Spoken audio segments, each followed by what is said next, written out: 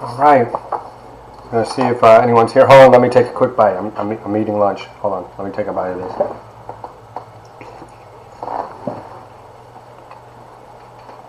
All right, I'm ready to roll it out. I see no one's with me yet, because technically we don't have class today, but since we're here, I'm going to go ahead and cover something that I think is monumentally important, and I hope you appreciate it.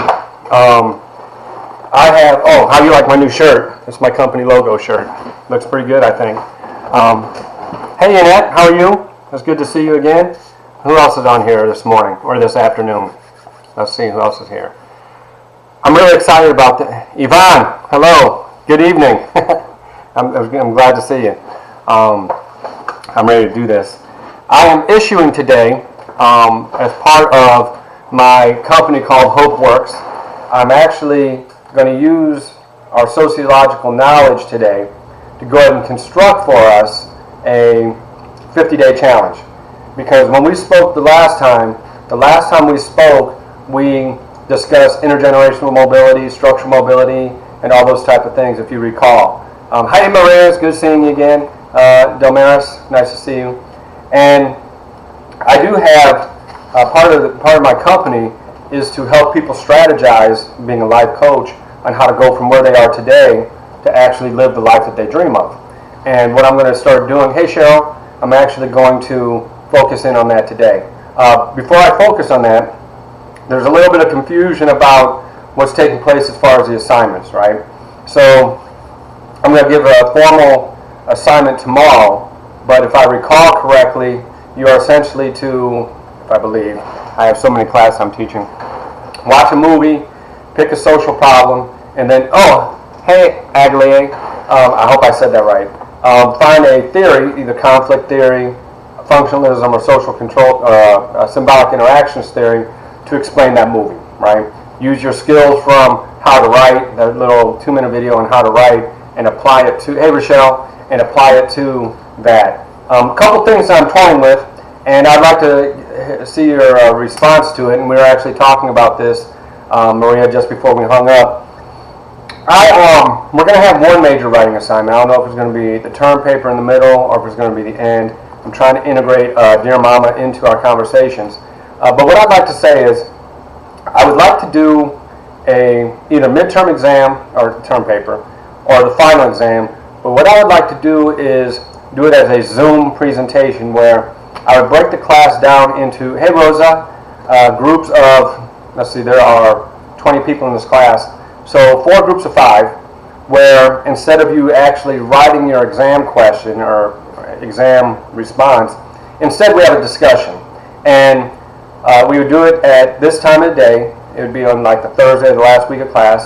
And what we would do is, since we can't eat together, and it'd be kind of nasty to see it on video, we could do a Zoom call, and I will give you like an oral exam. And so there'll be basically 4 groups. Hey Stephanie, 4 groups of 5, and we would have an exchange where we all talk to each other, and I'll be able to get a sense for whether or not you learned anything based upon your contribution. So we'd be able to break everything down into smaller groups, and I'd be able to assess you without pushing you to have another writing assignment. Now, it doesn't bother me. I don't mind giving you a writing assignment all the time, but at the same time, it'd be a nice way to interact. It'd be a nice way to develop a relationship, and then maybe at the end of the semester. But I may do it next week. Let me think that through, because I want to make sure that I get this right, as you can expect. And then we'll do the live stream again next Monday, which will be our regular class period. And are there any questions with that at this point? Let me just, and I know it's a delay, so let me just wait here for a second while I see if you're okay. Would that be okay if I did some kind of Zoom, groups of 5, oral presentation where it go for maybe 35 minutes, an hour, and then we just have 3 different groups or 4 different groups, and then we just stream that or Zoom that? Would that be okay with you all, or would you just rather write? Because we can write. I mean, I'll grade it. As a matter of fact, I can make it optional. You can either do an oratory exam, or however we're going to define it, or you can do the written one. It doesn't matter to me. And the other thing is, just for clarification for a couple people, the syllabus explains everything that you have to submit at this point in time.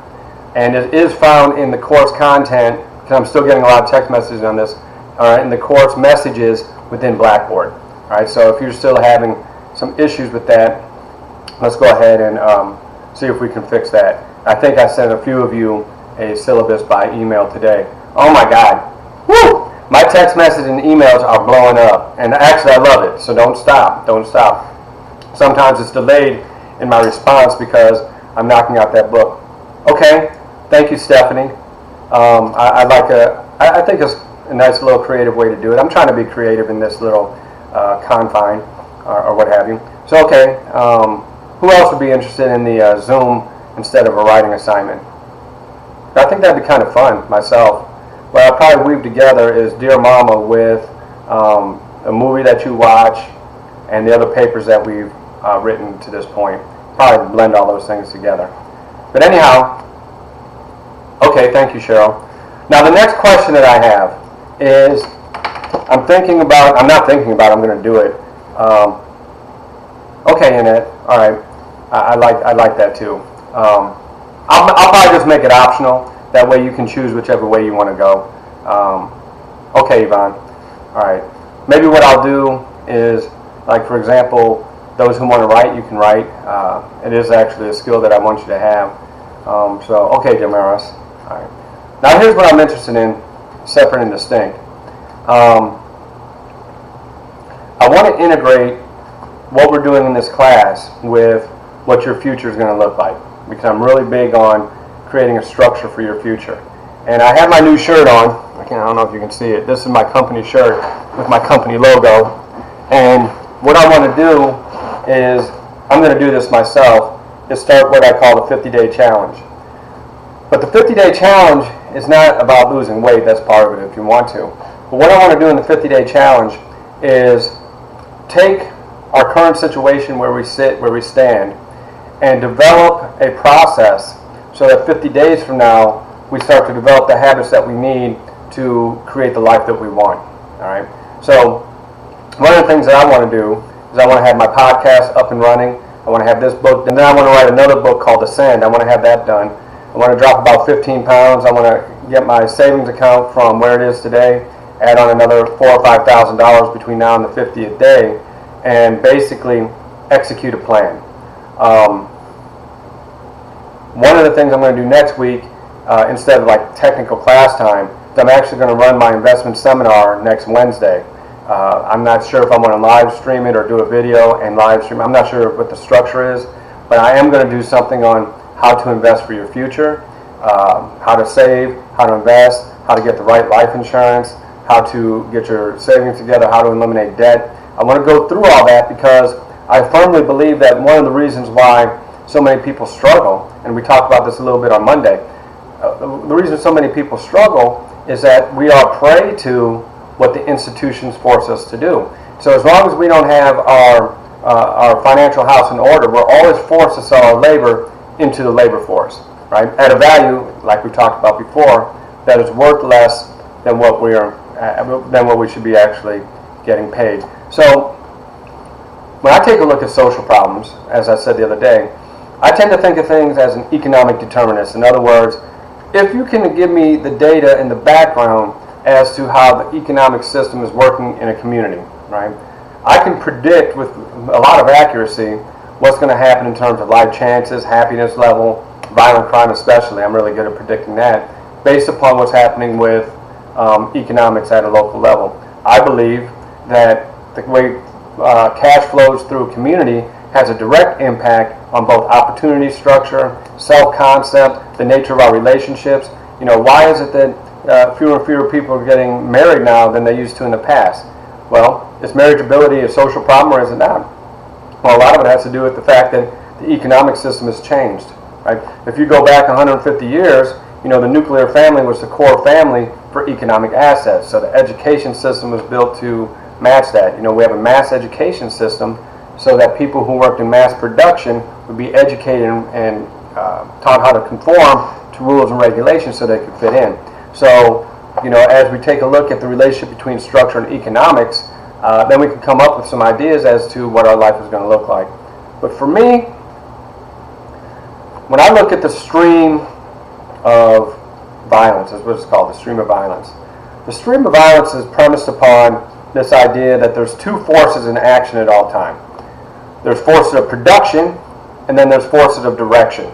The forces of production are based upon the idea that institutions such as economic institution, education institution, family institution, work together. Okay, we can do that, Solange. Work together so that we can have a baseline for the context, for our opportunity structure, right? Hey, Solange. So when we take a look at education, economics, and family, those work together to create an outer boundary on the river in which we all swim. The other side, the force of direction, is the cultural components. How do we socialize our kids? How do we integrate cultural beliefs and norms into our everyday behavior, right? So if you take a look at what are the economic education conditions that are flowing, and then you take a look at what the cultural conditions are that are flowing, we can predict that most of us are swimming somewhere in the stream. So all these underlying forces are going to shape us similarly. Well, if we take a look at this idea that a stream, a river, for example, is a whole lot of hydrogen and oxygen, right?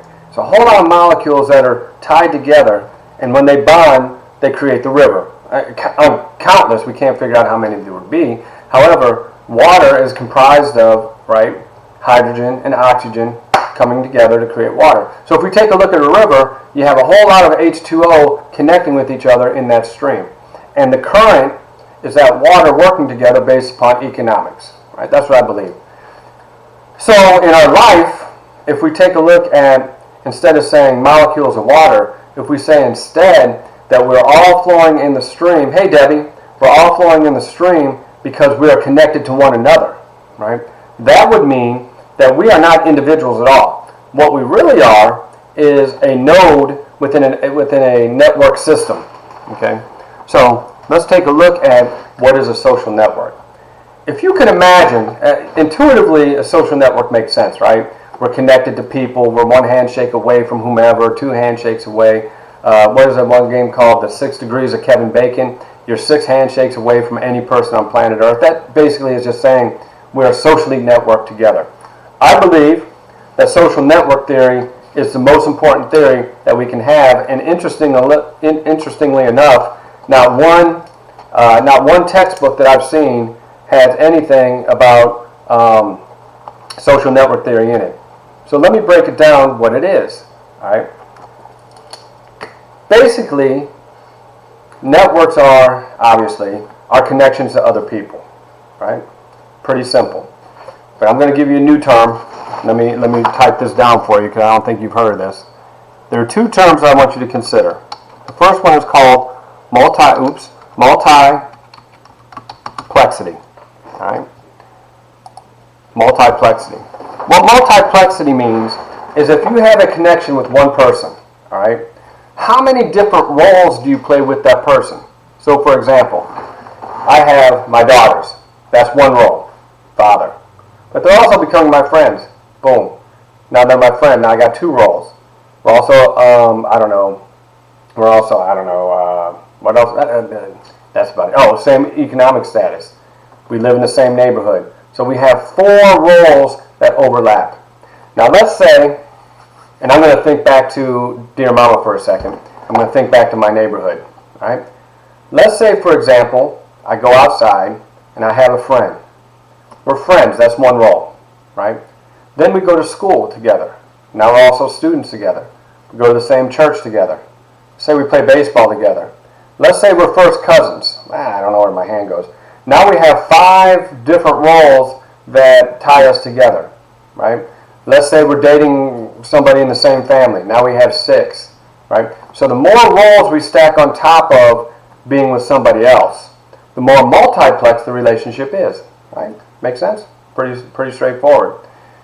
Now, when you have a multiplex relationship, what that means is that the more levels you have with one another, the tighter that bond is going to be.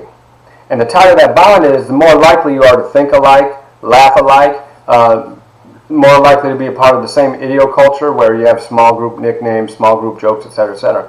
So that multiplex relationship gives you a lot of strength, right?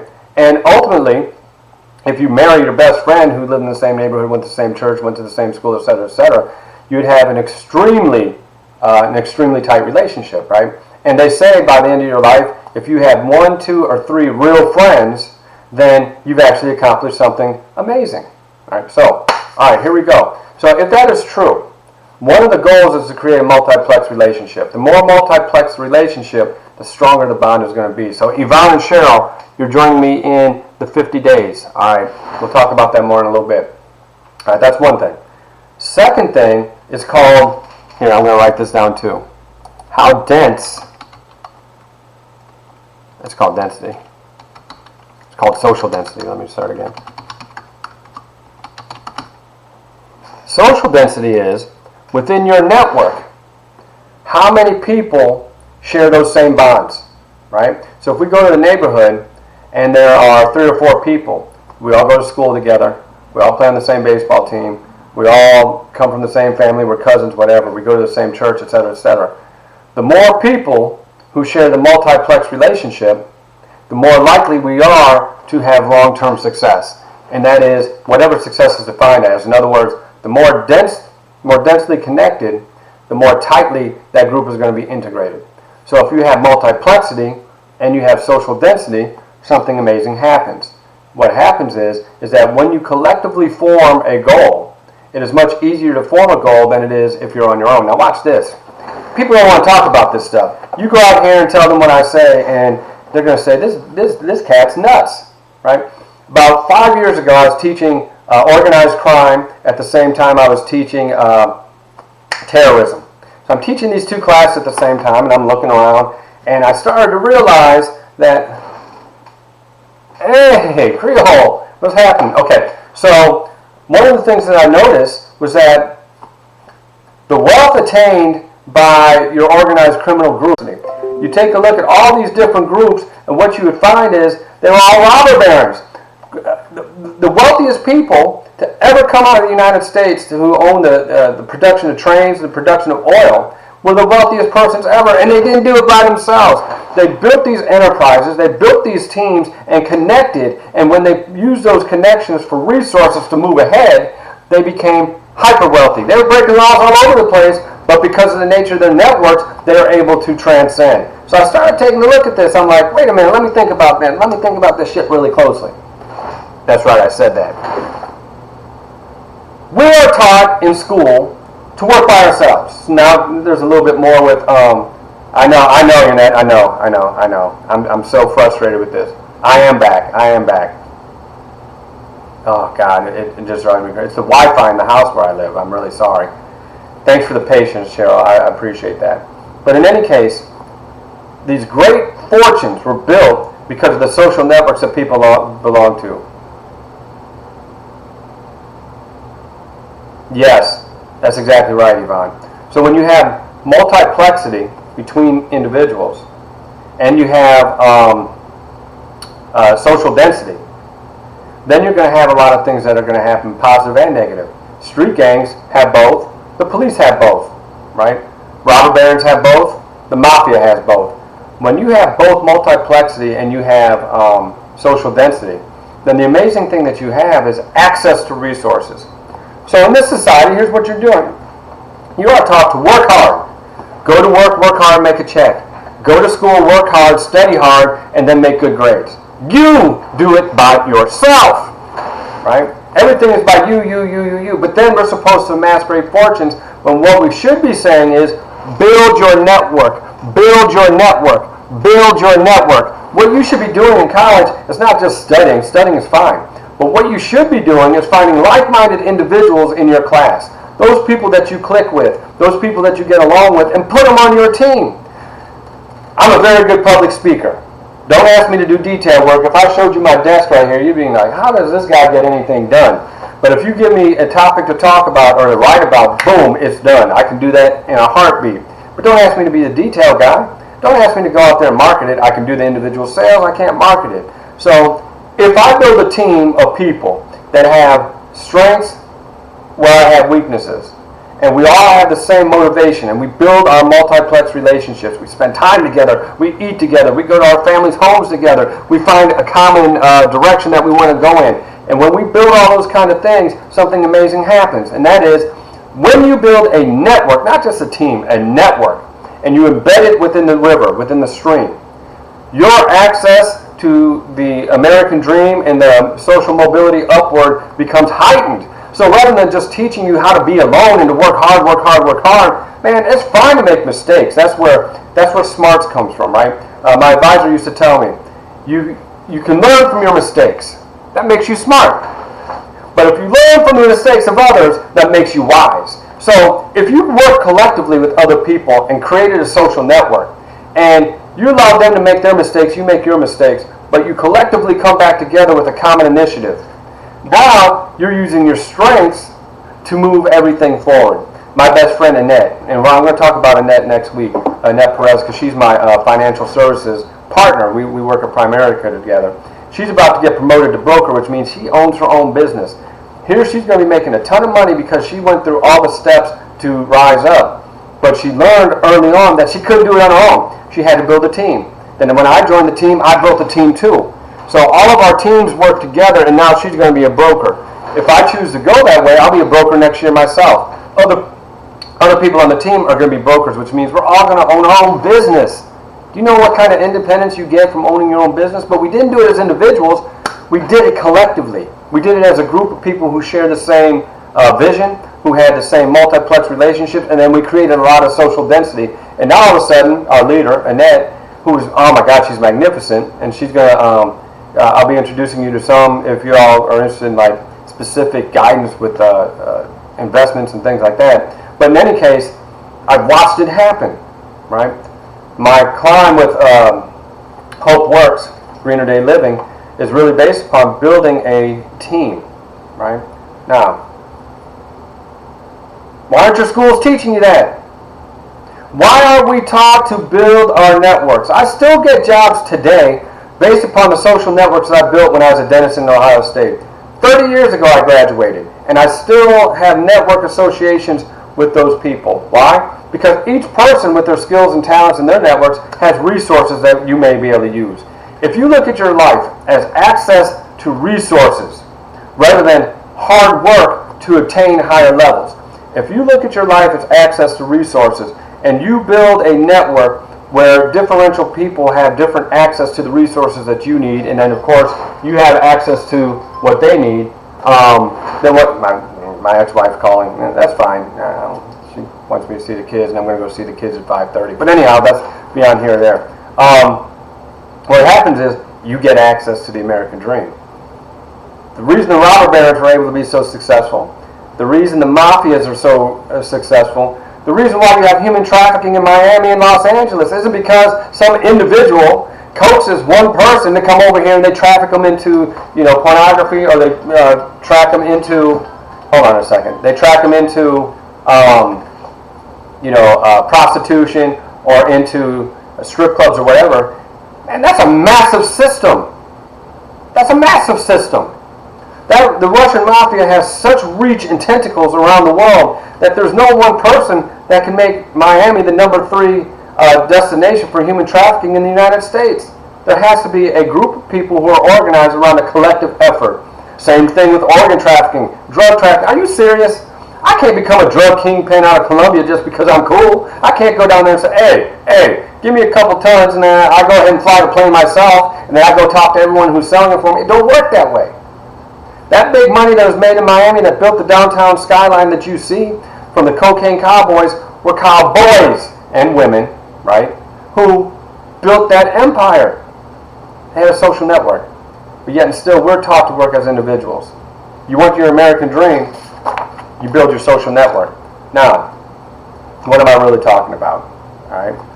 What I'm really talking about is that there are 2 components to having a strong social network, okay? Wherever you go, you go. And there's 2 components, there are 2 things that you bring with you when you go into every interaction. You bring cultural capital, which I'm putting up here on the board, or whatever this is. Then you have what is called social capital. And let me tell you what, you are not in college to memorize what's in those textbooks. Forget about it. You are here to develop your cultural capital and your social capital. That's why you are here. The reason you are in college is not so that you can become a criminal justice major and know everything, the difference between Simon Dennett's and Travis Hershey when it comes to the nuances of social control theory. Come on, man. Are we really going to talk about the different variations of conflict theory or functionalism? Yeah, that's fine, but it's unlikely that you're going to talk about that unless you get a master's or a PhD in sociology. So let's make it useful. Well, memorizing the textbook, which we don't have one, but if we did, and knowing it like I know it, it's not going to take you anywhere. What's going to take you somewhere is your ability to use it. Now watch this, all right? This is the one great thing that I had by growing up poor on the East Toledo, but going to the wealthiest school at least in Toledo, Maumee Valley. So on the one hand, I had to speak the language of the streets, which I can do. Oh, you throw a couple brews in me and we go meet over here at Boogie's, I'll show you another personality, right? So I can fall back into that role, that lifestyle. But at the same time, I went to Maumee Valley where I learned the professional lifestyle. So I'm getting street smarts, I'm getting book smarts, but I just happen to be able to flow back and forth. So I always had resources in the street. I mean, you know, half my friends were street gang members, drug traffickers, in and out of prison. My other half are professionals who are all over the world in terms of doing amazing things. But me as an individual, I was connected to both worlds. So when we had little parties, these worlds came together, and it was one of the most magical things that you can ever imagine. Now watch this, okay? In every interaction that you engage in, you bring with you all of your past, all of your connections. And we don't think about this. Every time you enter into a context, you bring in your social capital. Your social capital are those social lines of resources that you have to other people, right? So, right now I'm writing this treatise, this book on relationship between sports and violent crime, right? Not saying it causes it, but as a crime prevention buffer. Well, I had to prove it, so I'm getting all this data, all these numbers, and I'm developing an empirical analysis, right? Well, how did I get it? It's not like I walk down the street and I wear stuff like this, so people look at me, they're not saying, oh, that guy's a master violent crime expert. That guy knows everything about violent crime. Why don't we hire him to do this? It didn't happen because I just show up. It didn't happen because sometimes I'm a funny dude, especially if you meet me in real life, or that I'm kind or I'm nice. It's because my network sent me to this guy, and this guy said, hey, will you do this for me? I said, sure. And it's because somebody knew my work, right? That's social capital. Social capital is your social connections within a broader network. Right now, I'm negotiating with the city of Memphis to develop a program to drive down their homicide rate. Because if you drive down the homicide rate, what you have to do is change the stream, right? You have to change the modes of production. Your social capital are all those personal connections, all those nodes that you bring into social interaction, right? So if all the people that you're associating with, all they want to do is smoke, they just want to smoke dope, and every time you turn around, they're smoking weed, right? That's your social network. That's your social capital. Every time you go and you call them, they say, hey, come on over, let's go ahead and party. That's your social capital. If you're connected to CEOs, you're connected to CEOs. If all you do is associate with street gangs, then your social capital is street gangs. There's nothing wrong with gangs. I have gang member friends all over the place. I have smokers who are friends. But when I'm trying to rise up, I'm actively looking at persons who are going to provide access to resources, right? So I have what they call, what Annette says, give up to move up. What are you willing to give up so that you can move up? Are you willing to give up a relationship that you know is broken and negative so that you can get those shackles and those binds off your feet so you can move upward? Are you ready to do that? Are you ready to give up the addictions that hold you back, that spend your money? Are you ready to stop spending for one extra cup of coffee at Starbucks and instead investing that into your future? What are you willing to give up to move up, right? The one thing you need to be giving up, and this is up to you, is those persons who hold you back. If your social capital is all alcoholism and it's all smoking weed and it's all drug trafficking, then look, here's what I read. If you tell me who your 5 closest people are, I can predict what your outcome is going to be, right? If you tell me what's in your trash can, let me go through your trash can. I can tell you how much money you have in the bank, because the money what you have in your trash and the 5 people that you surround yourself with will predict for me what your habits are like, right? So if your embeddedness in a multiplex and dense relationship is embedded in breakdown, then the likelihood of you being broken down is very high. So what you really want to take a look at is building your team, right? Changing your habits. That's your social capital. That's really vitally important. The second thing, cultural capital. Oh, Lord. This is the one that's on the back, including myself. Well, not really. Cultural capital is the accumulation of all the belief systems that you bring into interaction. All right. So if your belief system is that it is good to spend everything now because I may not be alive tomorrow. Well, yes, exactly, Cheryl. Exactly.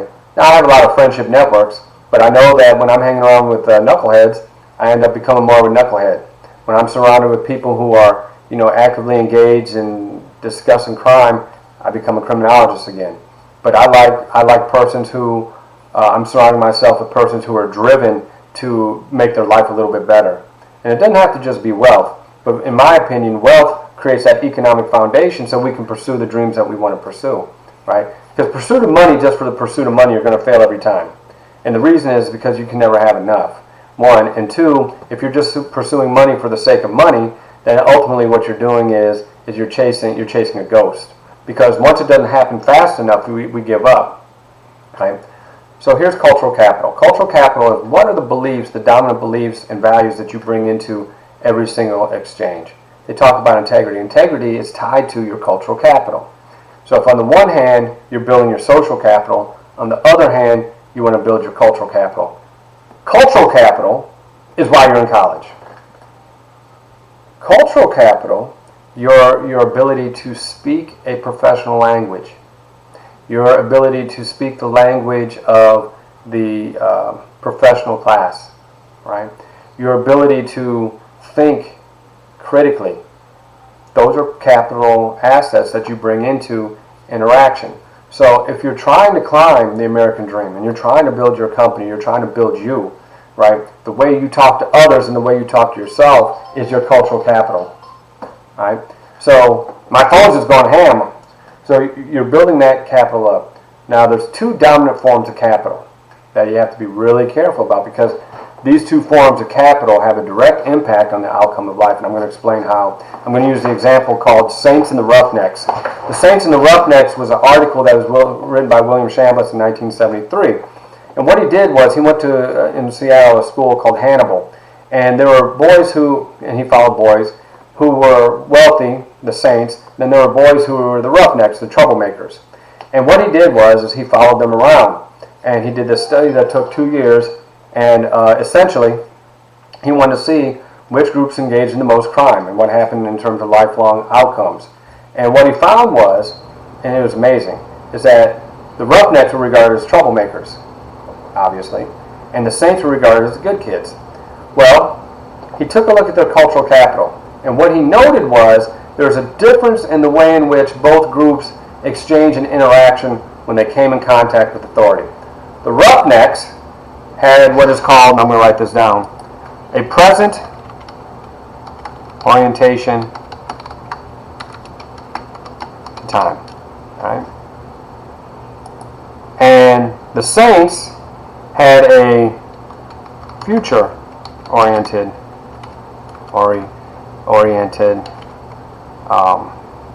future orientation to time.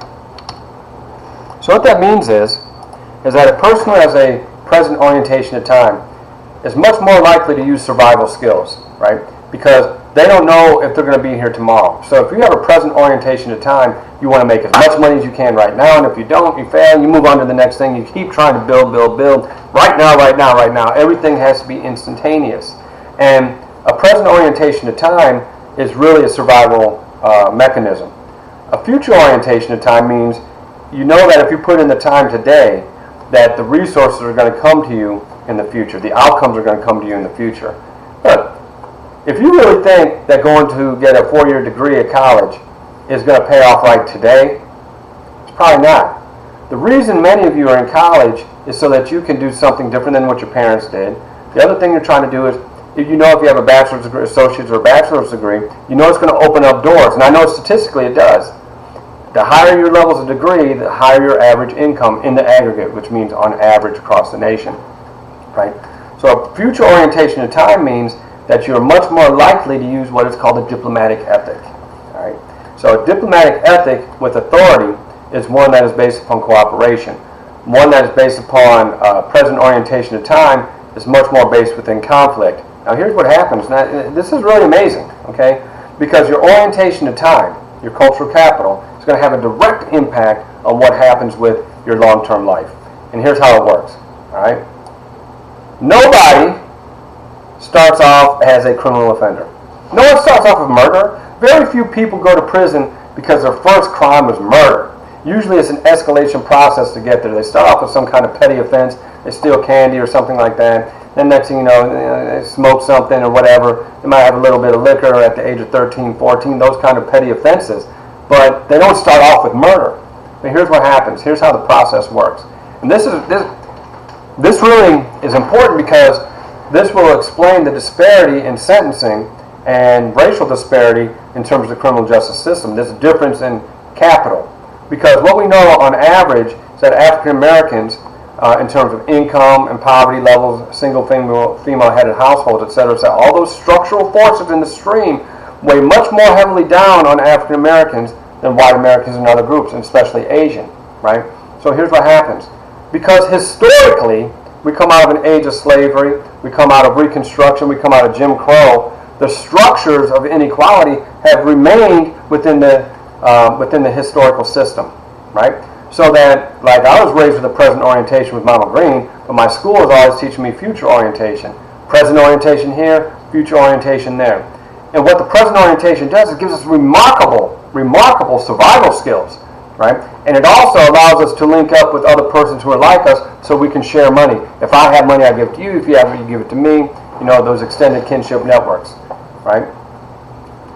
Those who are middle class, who are white on average in terms of income and all that kind of stuff, tend to keep the money in-house and don't share it quite as equally and freely, right? So Mama Green and our family, we shared everything all the time. Get some government cheese, man, everyone had government cheese. You get some government butter, man, everybody had government butter. You get some food, we're coming to your house. You got some food, you're coming to your house. You hit the lottery, we spread it out, we share it, because we're always spreading our resources because we don't know what tomorrow holds, right? Okay, so that's a present orientation. Future orientation is you accumulate, you invest, you save, right? You get the discipline to put your money aside so that you can take care of yourself and invest in yourself in the future, right? Different orientation. And it's not race that's the difference, it's the conditions, the structural conditions that shape race and ethnicity that are differential, right? All right, so we take a look at that. What Chambliss found was amazing. What he found is that the saints actually engaged in more crime than the roughnecks. Let me say it again. The saints actually engaged in more crime than the roughnecks. Right? They were more deviant than the roughnecks. Right? However, there's a couple differences. One, the saints at that time did not do their stuff in their neighborhood, they went elsewhere. The roughnecks stayed in their own neighborhood. The saints did everything behind closed doors, the roughnecks did everything outdoors. Right? So what happens? Here's what happened. When the police come up to the roughnecks who are outdoors in public, they tend to be in a group. And that person who has a present orientation of time, they are trained to not defy authority, but to challenge it. And if you challenge authority, right, in a group, what's going to happen? That authority figure, so that they don't undermine their own authority, is much more likely to make an arrest.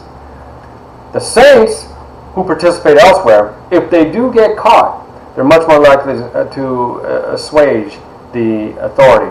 Yes, sir, no, sir, whatever you say, sir. I'll call my parents, whatever. Right? And here's what they found, and this is monumental. When you have two groups of people who engage in the exact same crime, the one who's most likely to get arrested will get arrested for extra, that means outside the ordinary, legal behavior. Not because of the legal behavior, but because of what they do outside the law. Now, it's not in every case, okay? I mean, this is just a broad statement. This is just a pattern, not an individual thing.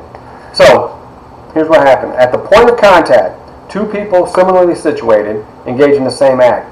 The one who uses a diplomatic ethic is much less likely to get arrested than one who uses a stand-up ethic. Same behavior, the crime, but the management of the context is different. And what happens? Here's what Chambliss found. The Roughnecks had a much higher rate of arrest than did the Saints. Every Saint graduated from high school and went to college. Every Roughneck except one, some of them graduated high school, but none of them went to college except the guy who got an athletic scholarship. Now take a look at that. There's no difference in our behavior patterns, baby. Let me tell you, when I went to Molly Valley, those kids were doing drugs and drinking just like they were doing drugs and drinking in my neighborhood. There's no difference there. But the kids in my neighborhood, when they got busted, they were going to jail. When the kids at Maumee Valley got busted, they got a call back home and their parents were allowed to come pick them up, or they got rehab or something like that. And the reason isn't inherent in social class. That's not what it is. The reason is inherent in your orientation of time. It's your cultural capital. So one thing we don't teach you in college, we don't teach you how to develop your cultural capital. Baby, that's the reason you're here. There's no other reason you're here. You are here for the fact that you're developing cultural capital. And while you're at it, get off those damn cell phones when you're in class and talk to the people sitting next to you, because that's your social capital. Get to know your professors, because here's one thing that's amazing. The person sitting next to you may be the one that holds the key to your life. And if you're sitting on the cell phone talking to somebody that you already know and you don't meet the person on the other side of the classroom because you're too busy on the phone before class starts instead of meeting that person, you may have missed the most important opportunity of your lifetime. And that's a guarantee. Get off those phones. Use those in your private time. But when you're out in public in those classrooms, get to know the people in your room, because those become your resources. Those teachers are your resources, right? Those phones are great to have. You know, mine's blowing up all day. However, do not let it get in the way of you building your team. You let it be a resource to build your team, but that's it. So let's take a look at it. Let's reformulate. That's not even a word, man. Let's reformulate. How do you achieve your American dream? One, you got to get out of this mindset that you got to do it alone, because you can't do it alone. I'm sorry. You can, but you got to build your team. When you go to law school and you want to be a lawyer, and you're sitting there stressed out and crying because of all that reading you got to do, don't you need someone to call to put your head on their shoulder? That's your network. That's a resource. What if you're studying so hard you don't have time to work, but you need $20 so you can get a week's worth of ramen noodles so you can eat, and you call your brother or you call your friend down the street? That's a resource, right? What happens when you need a letter of recommendation so you can get an internship at the law firm of your dream? What are you going to do, call your gang member? Hey, OG, can you give me a letter of recommendation so I can work at Hanneman, Pfeiffer, and Schwaner? Or do you want the father of your best friend who's an attorney, right? Or a professor?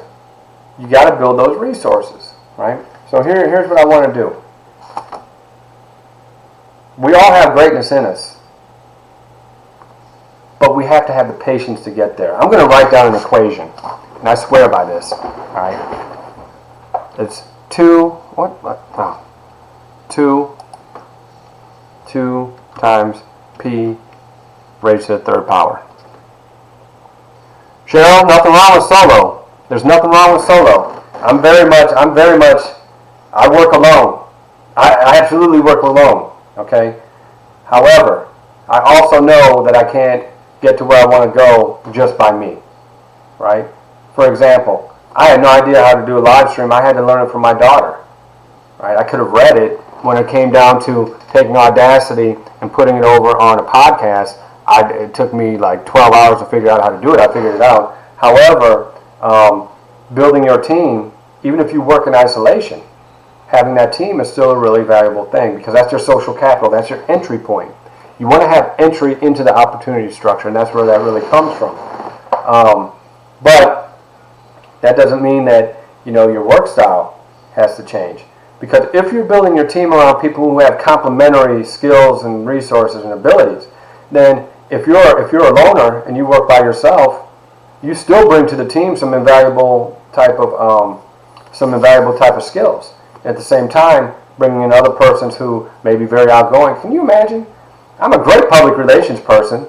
Man, I may not be able to keep a calendar of appointments, but baby, you let me go ahead and get in front of somebody and represent my company. Oh, you better believe the company's going to be flying. As a matter of fact, when I worked for the 76ers, my job was public relations. I was a public relations master, and actually I got hired to go work with the Sixers in public relations.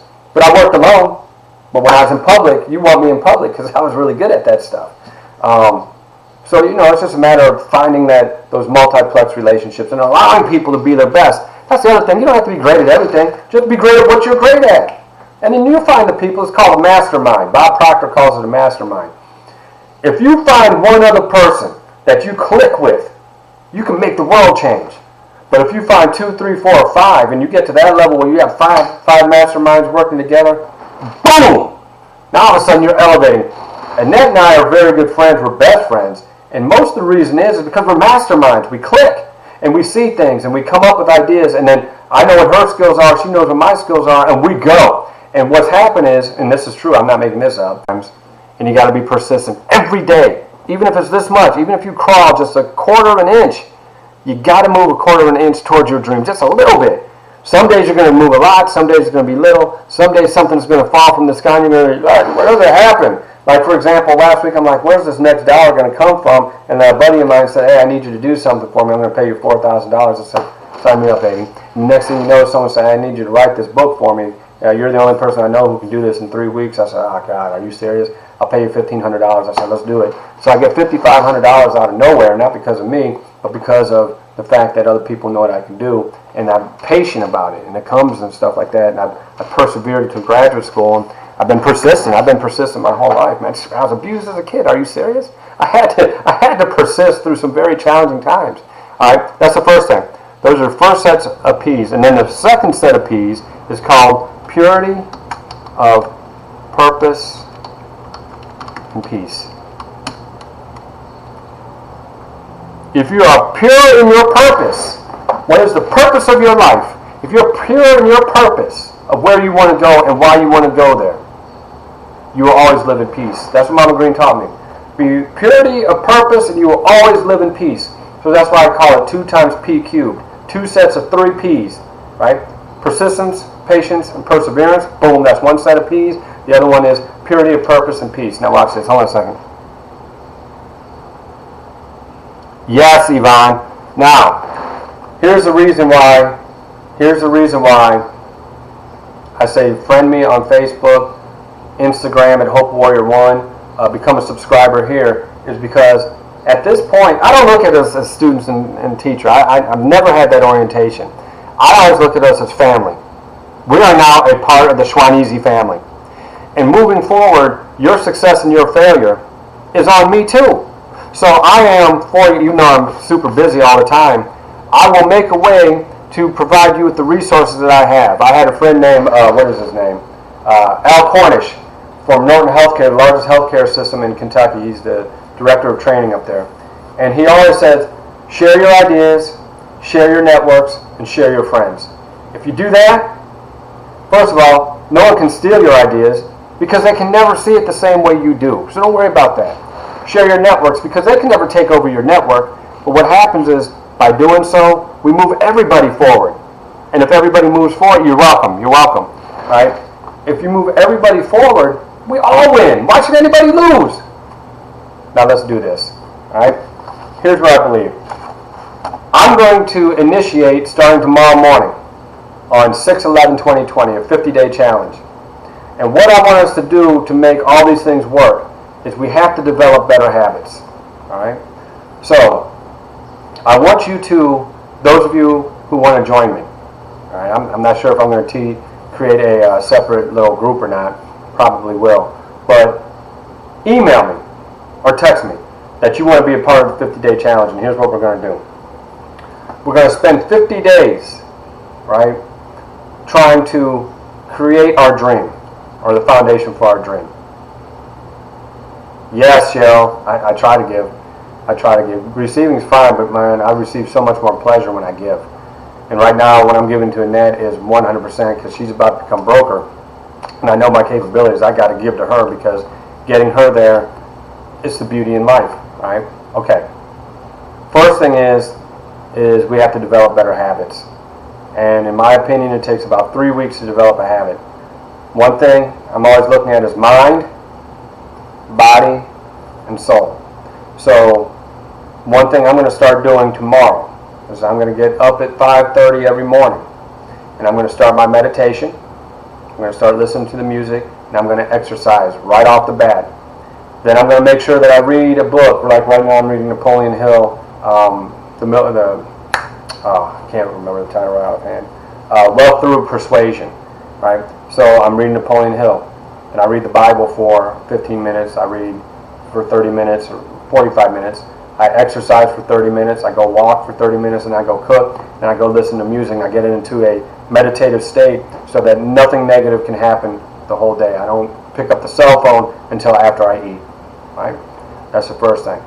Next thing I know, I'm going to work on my body, which means I'm going to be, yes, ma'am, absolutely, Cheryl. Work on my body, lose about 15 pounds. And here's the beauty. Try this one out. And this works like magic. I want to build a little nest egg over the next 50 days. And I start very simple. I put in 21 cents today. Tomorrow I put in 42 cents. The next day I put in 63 cents. By the end of the 50th day, you're going to have over $800, right?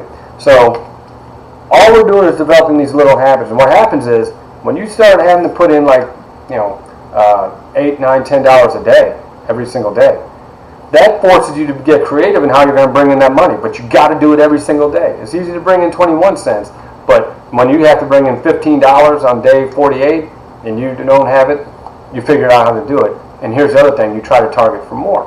So at the end of 50 days, you have more money in your pocket, you focus on paying off your debt, your body's better, your thinking's better, and every day you figure out what your goals are, because that's where you start.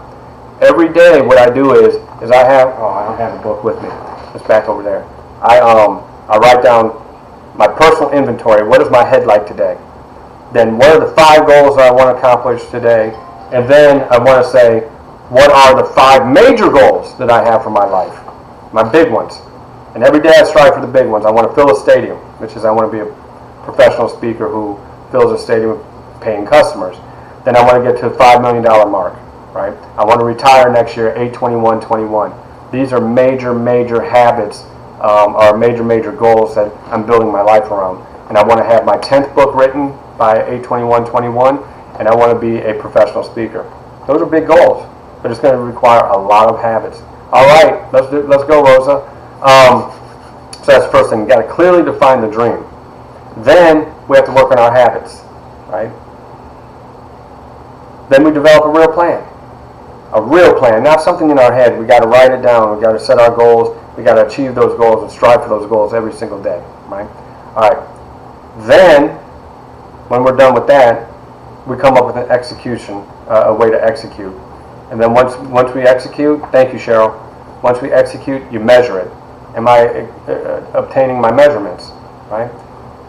We do these for 50 days, and we have all these habits. And it would be amazing to me as a professor, but even more so as a mentor, as a friend. I mean, I kind of look at you as a friend. You have realistic and achievable goals for sure. If we do this collectively, then you're not alone, right? And as soon as you achieve your success, and it's hard, baby. Hey, let me tell you something. It's easy to be in the head saying, I'm going to do this. Oh, the other thing, no alcohol. Not for me. No alcohol for 50 days. If you have like some kind of addiction, you got to attack that addiction. And the other thing is, build your networks. So the next 50 days, you build your network. All right, so here's what we're doing. If you want to join me, we're going to execute the 50-day challenge. And we will try to work together collectively, and I'll figure out how to do that. Maybe we'll Zoom each other, right? With check-ins like once a week or something like that. What's going well, what's not going well. But at the end, here's something that's going to happen. theoretically your life is going to change. And yes, let me read this from Yvonne. Yes, it's incredible how good meditation makes us feel. You can start minutes every day. It reduces stress, enhances self-awareness. Everyone, you'll love it. Maybe sounds goopy to some of you. Let me tell you what. You get up a little bit earlier. Just dedicate time to yourself and nobody else. Do it in a meditative way. Exercise. I take a 30-minute walk every morning after I exercise. And yeah, breathe, sleep, relationship with God. I do my what I call my God walk every morning. Every morning, me and God have a little conversation about what's going great, what's not. I always start with thankfulness. I always thank Him for the people who are in my life, including my students, by the way. I'm always thankful to God for my students. I've always had the greatest ones. And I make sure that I do that. I want to do this as a multiplex, dense network. And I would like for you to feel free to join me, because in joining me, what we're really doing is amazing.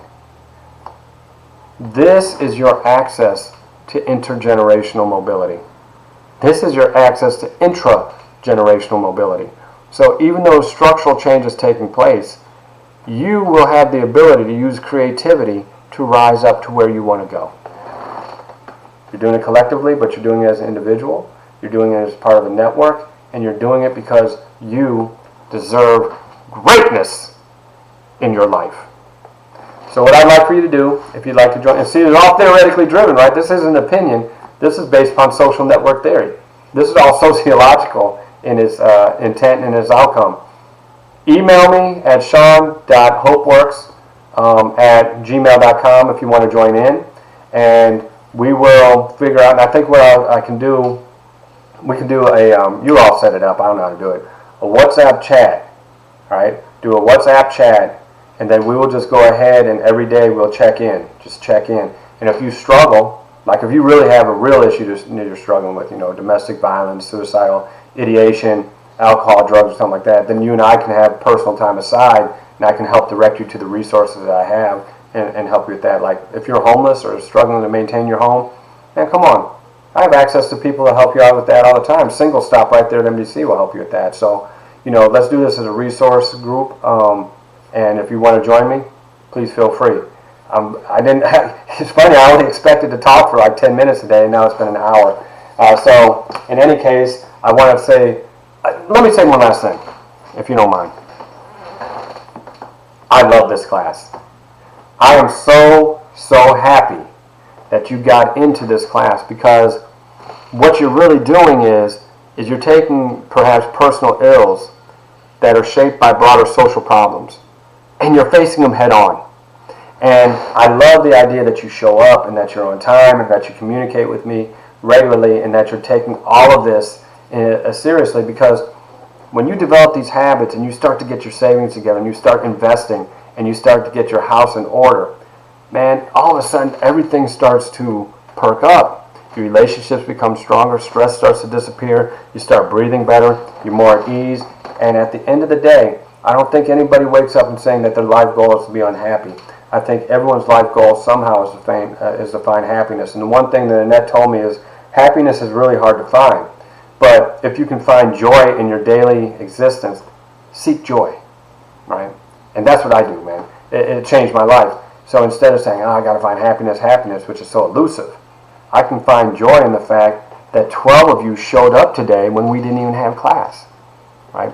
I can find joy in the fact that me and my daughters are going to do an AMV video based upon My Hero Academia here in about an hour and a half, right? So I get to participate with my daughters doing these My Hero Academia. Man, come on. Can you find more joy than that? I may not be a millionaire right now with the happiness associated with that, but I'm very joyful. And that daily joy, man, it sure does pay consequences. So I hope that some of these life lessons are valuable to you. I also hope that as we learn, what we're really doing is we're learning from the content of the course how we can adapt it to our own lives. And I hope you're seeing these connections, because at the end of the day, I want your intergenerational mobility just as much as you do. And I also know that if I can create the life of my dreams, a lot of people are going to have a positive impact from that, especially my two little kids. Well, anyhow, I will give you an assignment tomorrow. I'll formalize some of the things I'm thinking about. It may be on Friday. Let me think it through. But in any case, whatever happens is going to be to your benefit. So don't worry about that too much. And I want to bless you, or have you all, wish you all positive blessings, and to have a great weekend. Does anybody have any commentary that they'd like to share with me before I sign off? Anything of that nature? Yvonne, my pleasure. Anybody else? Isn't it fun? Isn't this enjoyable? Right? I hope so. It's enjoyable for me. I still like my shirt. Still like it? Oh, by the way, the green, Mama Green always talked about the mourning dove taking the olive branch to Noah's Ark, right? So the bird of peace. And so the olive, I can't find my shirt. Okay. So the olive leaves are in dedication to Mama Green. Purple is me and my dedication to Prince. If you look at the cover of Dear Mama, where is it? This is the shape of her hugging me, right? And so that is, thank you, Stephanie. So that is the representation of the book as what do you call it, a logo. So anyhow, I wish you luck. Thanks for working with me. You all are very welcome. And hey, maybe we'll put the shirt on the market, and if you want one, you can spread it that way. Go ahead and feel free to subscribe to the channel, Hope Works with Shawn Schwaner. Join me at Facebook, at Shawn Lewis. I go by Shawn Lewis. Oh my gosh, I didn't even tell you that. Shawn Lewis is the name I go by on Facebook, and then I'm the Hope Warrior 1 on Instagram. In any case, thank you, Cheryl. I wish I get all inverted when I try to figure out what's going on with this camera. But you all have a great weekend, and please feel free to text me over the weekend. If I don't get right back to you immediately, it's just because I'm finishing up that book. You all are sensational. This is corny, it's cheesy, but it's all right. You bring me a lot of joy on a daily basis, and I hope that you get some joy too. I will talk to you soon. Have a great weekend, and